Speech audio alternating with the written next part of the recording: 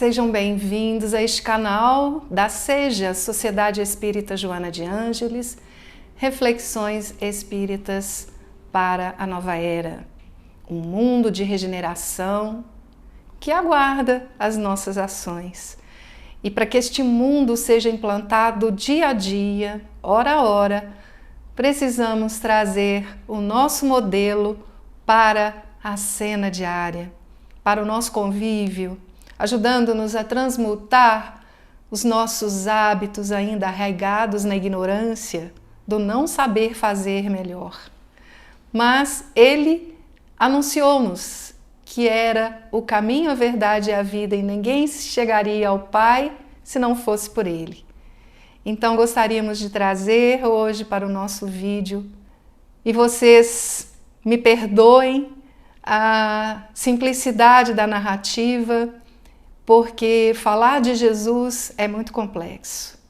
O mais iluminado que passou pelo planeta e que nos prometeu que assim que fizesse a sua ascensão, iria nos puxar com Ele, nos atrair para a essência da Boa Nova. Então, eu estou aqui diante de vocês, pedindo inspiração a Jesus para que possa ser veículo da sua mensagem como Ele pediu que fizéssemos.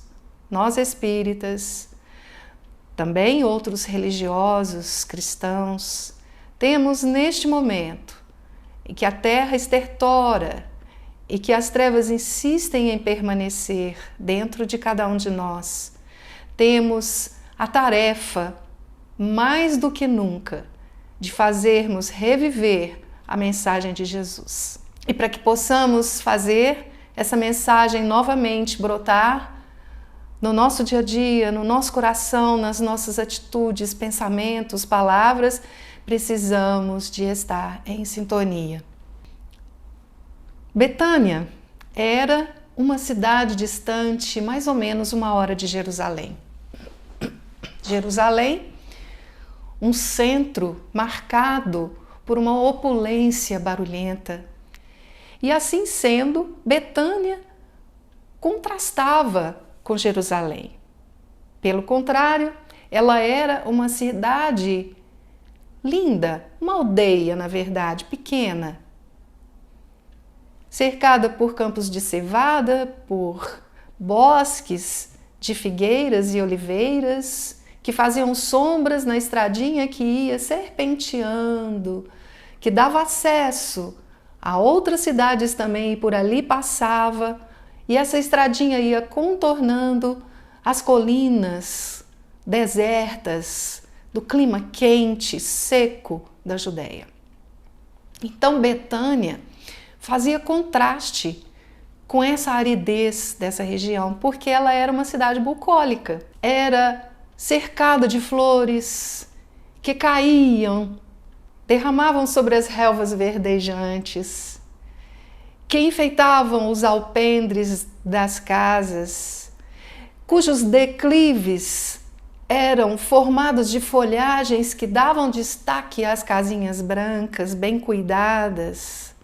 Uma cidade quieta, de uma energia rejuvenescedora, de uma energia verdejante. E era nessa cidade que Jesus, volta e meia, buscava abrigo. Ele tinha uma família que o queria muito bem, e ele a eles também. Jesus estava percebendo que o cerco se fechava. Era outubro do ano de 29, e as malhas desse cerco cada vez mais restritas, apertadas. Os juízes judeus do Sinédrio mandavam espiões para infiltrarem pelas caminhadas por onde Jesus passava, a fim de pegá-lo blasfemando. E Jesus sabia disso. Ele entendia que aqueles que tinham ódio, que tinham despeito e que tinham inveja eram, na verdade, crianças espirituais e estavam sofrendo do amor selvagem atemorizado. Mas, em contrapartida a essas cordas odientas, existia aquele tecido, como diz Amélia, um sendal, que é um tecido diáfano fino, cujas malhas se alargavam pelo amor dos corações daqueles que o amavam verdadeiramente. E assim era a família dona de uma casa onde Jesus normalmente ia buscar pouso para reabastecer o coração e também abastecer o coração de outros. Esses eram Lázaro, Marta e Maria, 3 irmãos. Eles não tinham medo da perseguição que Jesus estava sofrendo e os seus discípulos. Pelo contrário, eles sabiam dos riscos, mas se sentiam extremamente honrados de receber aquela estrela no seu lar, como se aquela luminosidade daquela estrela pudesse ficar incrustada nas paredes daquela casa. E na verdade ficava. As boas vibrações, as boas energias. E eles declaravam o seu amor a Jesus, dizendo que ele era um ente da sua família. Jesus se tornara um membro da família de Lázaro, Marta e Maria. Mas Jesus também dedicava a eles as suas melhores expressões, os seus maiores tesouros de vida. A Lázaro, por exemplo, meses depois, ele iria tirar do estado de catalepsia. Isso foi muito importante. A repercussão desse fato foi muito importante. Ele devolveu a vida a Lázaro. E Jesus então pede ao mensageiro que avise aos 3 irmãos que ele estaria indo para lá. Assim que acaba a festa das tendas, que é uma festa de costume dos judeus, onde eles comemoravam, as memórias dos 40 anos que transitaram no deserto até chegar à Terra Prometida. Então essa festa, ao ser finalizada, Jesus então encaminha-se junto dos seus discípulos para a casa de Lázaro, Marta e Maria. E ali ele chega. Paz se faça nessa casa, diz Jesus. E Lázaro responde: paz convosco, mestre. E as irmãs, Marta e Maria, correram para trazer as águas para que eles pudessem lavar as mãos, fazia parte do costume. E Marta apressa-se para cuidar dos afazeres domésticos enquanto eles vão se acomodando. Maria acomoda-se aos pés de Jesus, encantada com aquele olhar e com aquela energia. E Marta começa a preparar os alimentos, corre aos quartos para arrumar os leitos, corre para colocar a mesa e procura Maria. Onde estava Maria? Lá fora, o silêncio do entardecer prenunciava a noite estrelada. E dentro, Jesus inicia uma narração àqueles audientes sobre o futuro, sobre o que viria. E Maria, ali, encantada com as palavras de Jesus, totalmente sintonizada com a sua energia. Neste momento, Marta chega correndo e fala: Maria, mestre, mande-a ajudar-me, eu estou aqui atarefada, estou afadigada pelas preparações do repasto, das tarefas caseiras. Mande que Maria venha me ajudar, ela está aí incomodando o Senhor, importunando o Senhor. E Jesus, calmamente e sorrindo, vira-se para Marta e diz: Marta, Marta, estás afadigada com muitas coisas, mas uma só é necessária e Maria escolheu a melhor parte, a qual não lhe será tirada. Marta aquieta-se, assenta-se e Jesus narra uma parábola. Jesus conta que um homem casado recebe a notícia do rei que ele estaria em seu lar. Este homem e sua esposa correm para arrumar a casa e quando o rei ali chega, esse homem assenta-se para ouvir e a mulher corre para preparar as coisas do alimento, a cozinha, o repasto, e o rei então narra àquele homem os seus projetos para o reino. Mas ele ali não poderia demorar muito tempo. Então, ele serve-se do alimento rapidamente e vai embora. E somente aquele que ouviu as palavras dos planos para o futuro foi que se acercou do que deveria ser feito. Então Marta e os outros entenderam.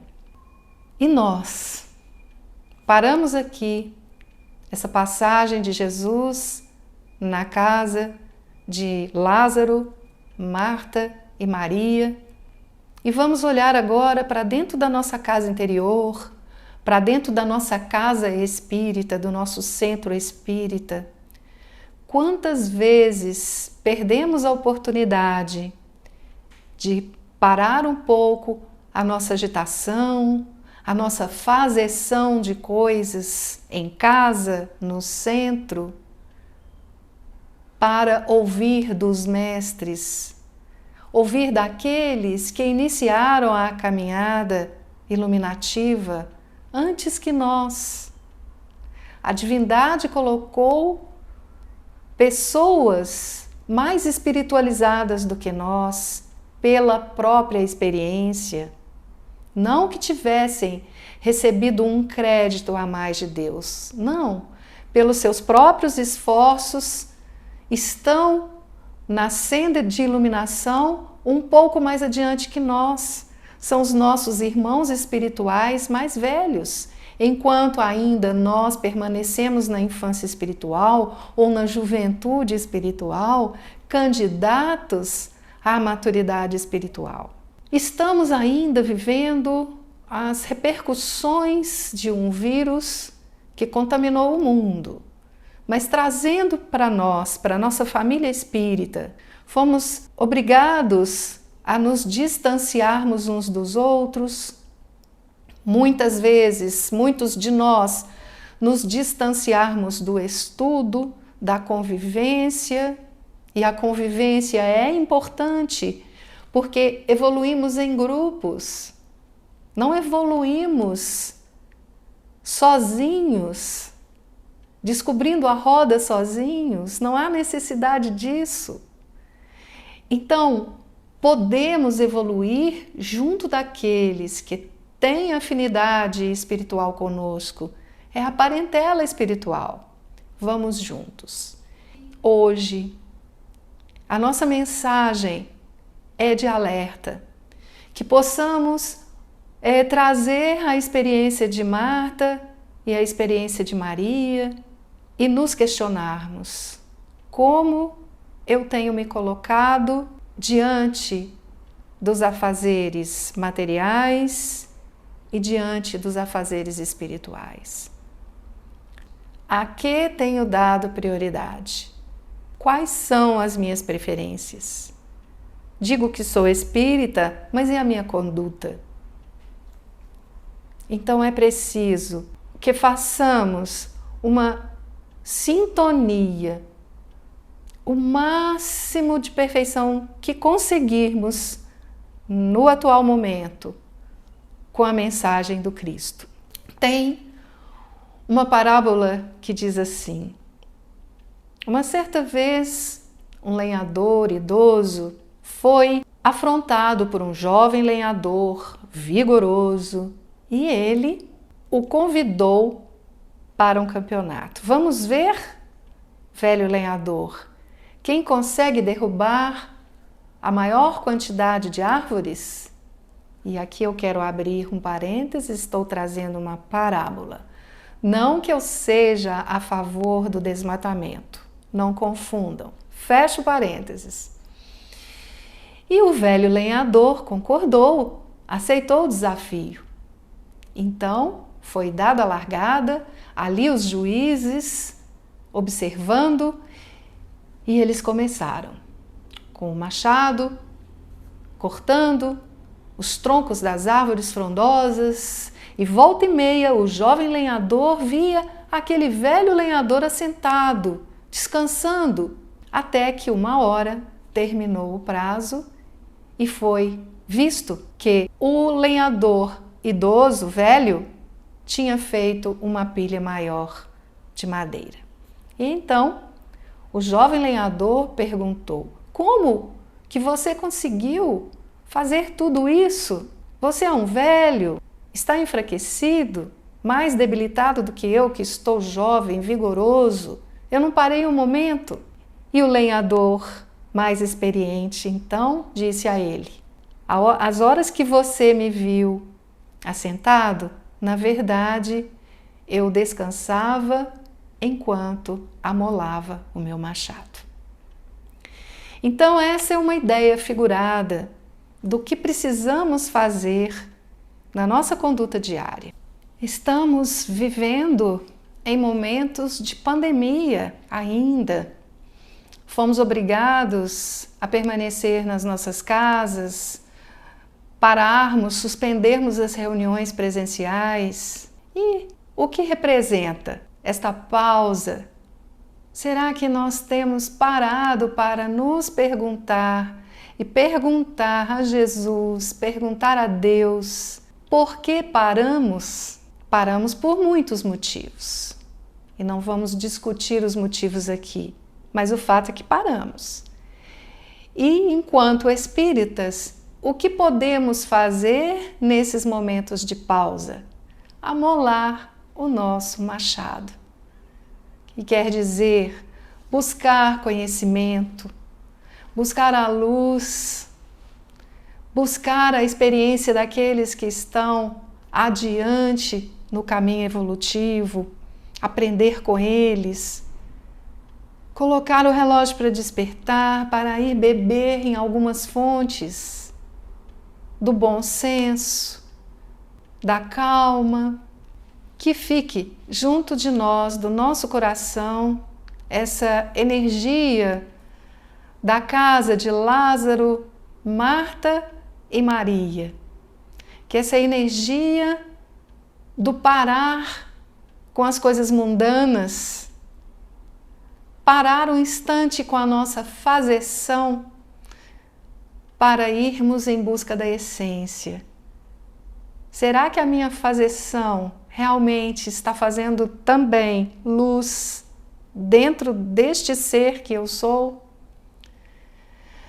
Será que eu estou conseguindo me desapegar do homem velho que habita em mim, na direção do homem novo, proposto por Jesus na Boa Nova? Então, que possamos aproveitar essas pausas, porque elas também não são eternas. Aprendamos, andemos enquanto existe luz. Quando chegar o momento do nosso testemunho pessoal, o momento da nossa passagem de volta ao mundo espiritual, à vida real, que possamos estar abastecidos pela experiência, pelo aprendizado que proporcionamos a nós mesmos durante a nossa trajetória terrena. Que Jesus nos inspire, aos frequentadores das casas espíritas, aos dirigentes, que por ora ocupam esse lugar que não é eterno, que possam fazer luz nos caminhos, nas atividades do seu centro espírita, dos nossos centros, nessa casa que nos acolhe, onde podemos, como Jesus fazia, reconfortar o coração e reabastecer as energias para prosseguirmos. Eu desejo paz e bem para todos e que Deus nos abençoe. Muito obrigada.